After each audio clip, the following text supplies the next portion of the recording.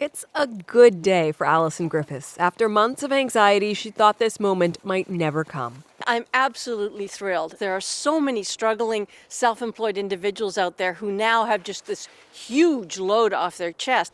She was one of 441,000 Canadians who got a letter from the CRA late last year saying she might have to repay her Canada Emergency Response benefit. In my new book, Griffiths wrote a book on personal finance, so she was pretty surprised to hear the problem came down to how self-employment income was defined. Gross income or net? When I got the letter, I thought that there was a mistake, actually.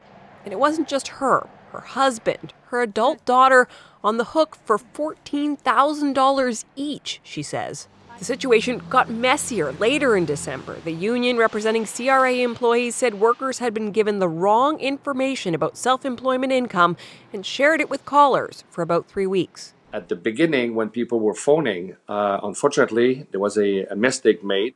Today, the Prime Minister said those caught up by the definition of self-employment income are off the hook. As long as you meet the other eligibility criteria, you will not have to return those CERB payments. Anyone who is already repaid will get their money back as soon as possible, officials say. I confess I would like to have heard, we made a mistake and we've decided to fix it, but, maybe that's asking for too much. She calls it a backtrack by the government.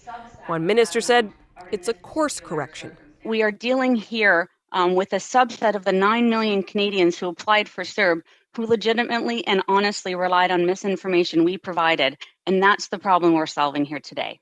The cost and the number of people affected is something the government says it's still sorting out. Catherine Cullen, CBC News, Ottawa.